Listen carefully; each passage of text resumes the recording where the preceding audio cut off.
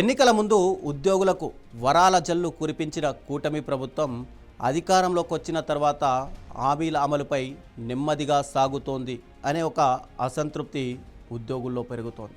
మరోవైపు ఉద్యమాలకు పిలుపునిస్తున్న ఉద్యోగుల సంఘాల నాయకులపైనే ఇప్పుడు అనుమానాలు మొదలయ్యాయి.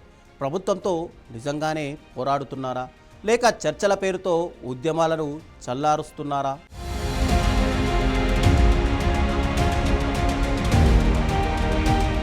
సార్వత్రిక ఎన్నికలకు ముందు ఉద్యోగులు, ఉపాధ్యాయులకు కూటమి ప్రభుత్వం ఎన్నో హామీలు ఇచ్చింది.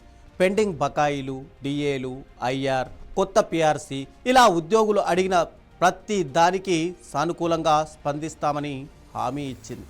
అప్పటికే గత ప్రభుత్వంపై అసంతృప్తితో ఉన్న ఉద్యోగులు భారీగా కూటమికి మద్దతు ఇచ్చారు అనే విశ్లేషణలు కూడా వచ్చాయి. కానీ అధికారంలోకి వచ్చి 2 ఏళ్లు దాటుతున్నా ప్రధాన హామీల్లో చాలా వరకు ఇంకా అమలుకు నోచుకోలేదు అన్న అసహనం ఉద్యోగ వర్గాల్లో రోజురోజుకు పెరుగుతోంది.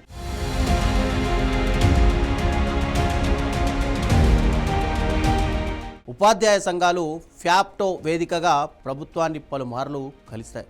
విద్యాశాఖ మంత్రి నారా లోకేష్తో సమావేశమై తమ సమస్యలు కూడా వివరించాయి. ప్రభుత్వ ఆర్థిక పరిస్థితి కారణంగా మరికొంత సమయం కావాలని మంత్రి చెప్పినట్టు సంఘాల నాయకులు వెల్లడించారు. అదే సమయంలో ఉద్యోగ సంఘాల నాయకులు కూడా ప్రభుత్వానికి వరుసగా వినతి పత్రాలు, హెచ్చరికలు, డెడ్లైన్లు కూడా ఇస్తున్నారు. అయితే ఆ ప్రకటనల తర్వాత మళ్ళీ చర్చల పేరుతో ఉద్యమాలు వాయిదా పడుతున్నాయి అనే విమర్శలు ఉద్యోగుల్లోనే ఎక్కువగా వినిపిస్తున్నాయి.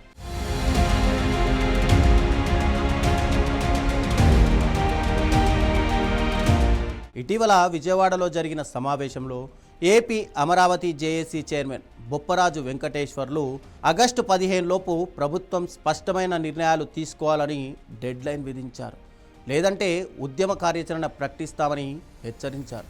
అయితే గతంలో కూడా ఇలాంటి హెచ్చరికల తర్వాత ప్రభుత్వం చర్చలకు పిలవగానే ఉద్యమాలు వాయిదా పడిన సందర్భాలను కొందరు ఉద్యోగులు గుర్తు చేస్తున్నారు. దీంతో ఉద్యమాలు నిజంగానే ఒత్తిడి కోసం చేస్తున్నారా, లేక చర్చలకే పరిమితమవుతున్నాయా అన్న సందేహాలు వ్యక్తమవుతున్నాయి.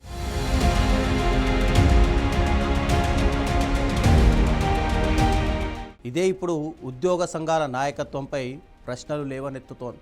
ప్రభుత్వంతో చర్చలు అవసరమే, అయినా ఫలితాలు లేకుండా అదే ప్రక్రియ గనక పునరావృతమైతే ఉద్యోగుల విశ్వాసం దెబ్బతింటుంది అనే అభిప్రాయాలు వినిపిస్తున్నాయి.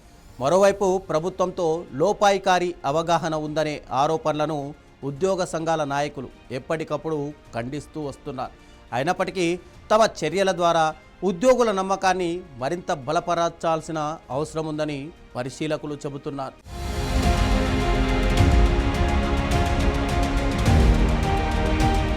ఉద్యోగుల డిమాండ్లు, ప్రభుత్వ ఆర్థిక పరిమితులు ఈ రెండిటికీ మధ్య సమతుల్యత అవసరమనే అభిప్రాయం ఒకవైపు ఉంది. అదే సమయంలో ఉద్యోగ సంఘాల నాయకత్వం కూడా తమ ఉద్యమాలపై ఉద్యోగుల్లో విశ్వాసం నిలబెట్టుకోవాల్సిన బాధ్యతను ఎదుర్కొంటోంది. చర్చలు ఫలిస్తాయా, లేక ఉద్యమాలు మళ్ళీ ఉధృతమవుతాయా అనేది రాబోయే రోజుల్లో తేలనుంది.